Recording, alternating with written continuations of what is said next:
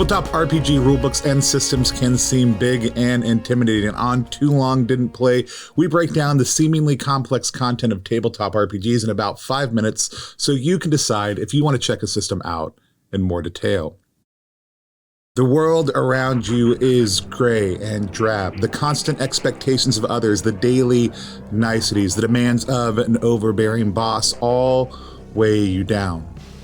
The only release you find is in small moments where you can let the false self others demand of you slip away. And let your heart rage as it was truly intended to.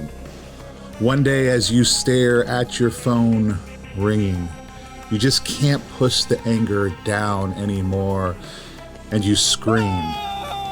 You scream with a voice louder than you knew you had, and reality shatters around you, and you find yourself yanked from this world, sliding down a tunnel of flesh and bone, and then being birthed out in front of a giant metal angel. What is your righteous cause? It asks you. And with a certainty born from an unknown space, you step forward to say, to unleash the impossible. Your cause is named, your tedium abandoned, and you have left the mundane behind and become metal. Playing through character creation in Gods of Metal was unlike any other character creation process I've ever experienced.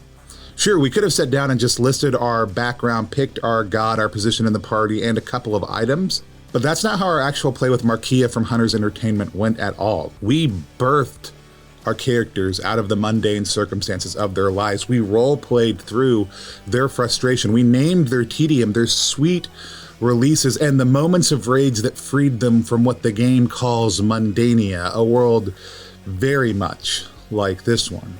Then we were invited to name our righteous cause, selected our tone or god that resonated with us and granted us a set of powers. We selected from one of a number of amazing positions in the party and were tested by guardians, giving us access to special abilities. We ate souls to empower our epic skills, changed our forms, and defined our outfits. Then we fought dragons, bloodworms, and posers on a giant game board filled with snakes, only to finally break through into the fully metal reality of Ragnarock. This entire process was a mini adventure that let us craft our characters out of raw story while learning the basic mechanics of the game. Speaking of which, the mechanics for the beta version of the game that we played are very easy to pick up. To play Gods of Metal, you'll need 1d12 for initiative and as many d4s as you can get your hands on, at least 5 for starting characters. Anytime you make a roll, you add the total number of points that you have in the skill or skills you're using to make a dice pool. Then you roll your pool. 2s and 3s are ignored, 1s are disharmonious failures that give you feedback, and 4s are successes or tributes. You can use your tributes right away to get more and more powerful actions, or you can bank them for you and your party members to use later. Tributes are the action currency of the game, and they're used to activate many of the abilities and powers granted to you by your tone and your position.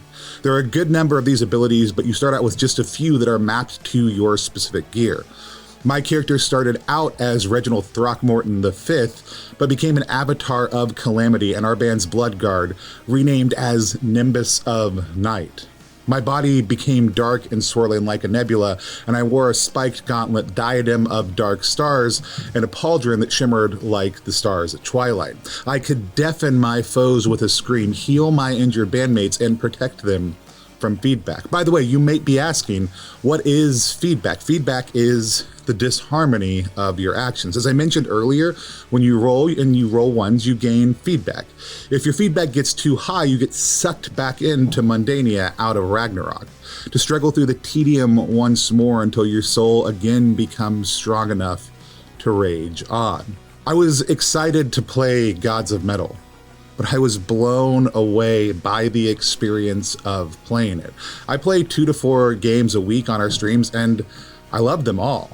But I don't think I've had as cathartic, as soul-searing, or as in-depth of a session like we did when we played Gods of Metal in a long time. And All we did was create characters. For full transparency, we will receive a couple copies of Gods of Metal to give away, but like all the games on Plus One Exp, we believe in backing and buying those games that we cover whenever possible, and I am currently backing Gods of Metal. So trust me when I say to you that if you're looking for a game where you can rage against a system gone wrong, shatter the silence, unleash the stars, and watch the mundane be burned away and born anew, then stop pushing down the desire inside of you. Scream out to the sky, let the world fall away, and become one of the gods of metal. Thanks for watching. I'm Tony Vasinda, Chief Alchemist over at Plus One Exp, where we multi-class in tabletop game design, beard and skincare alchemy, and the Bardic College of Content Creation. If you have thoughts or questions about Gods of Metal, or if there's a system you want to know more about but don't have the time to learn, let us know in the comments below or at Plus One Exp on any social media platform. And remember, if you want more content like this, hit that bell till it breaks.